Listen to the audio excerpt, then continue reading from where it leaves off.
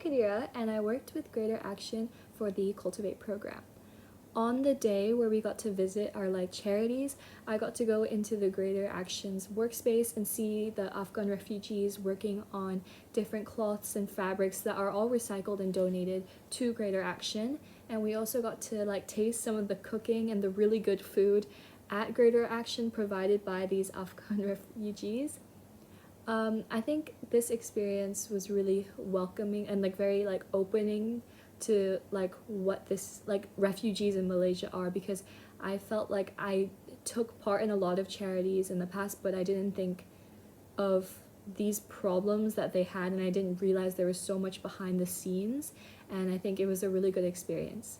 For the Cultivate program, I'm working with Suchi, an organization dedicated to spreading kindness through actions like building schools and offering disaster relief.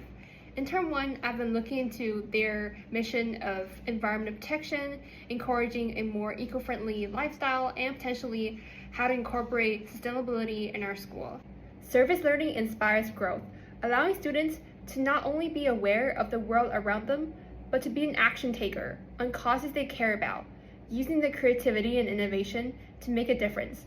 And that is what makes Cultivate and all service learning programs so valuable. So I worked with the Free Tree Society, and I chose them because they had worked with our school for many years. And I've worked with them in the past when I did an upcycling CCA, and as well as many times through the Green Strand. So I thought it would be nice to get even more involved with them and continue to work with a charity I was familiar with. So we visited the Bangsa Nursery, learning how to plant and take care of plants, as well as hiking the trail whilst carrying baby trees to later plant them in the jungle. Over the garden party, we have also given out multiple free trees to people to encourage people to adopt more plants in their house. So we thought that engaging people with these micro-environmentally friendly actions can eventually have a bigger knock-on effect in the future. I chose to work with Project Baca Baca, which is an initiative that tackles illiteracy among children from the underserved B40 community in Malaysia. And how Project Baca Baca does this is through volunteer reading coaches who conduct one-on-one reading sessions with these children via online platforms such as Google Meet or video calls. Project Baca Baca stood out to me as an organization because of their unique remote learning-based approach, and I myself was very moved by their mission to end child illiteracy in Malaysia.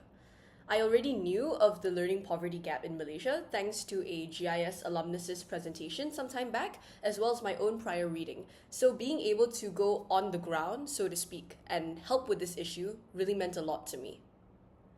Project Baca Baca's primary issue is manpower. So I've been helping to raise awareness about their organization in the GIS community and beyond.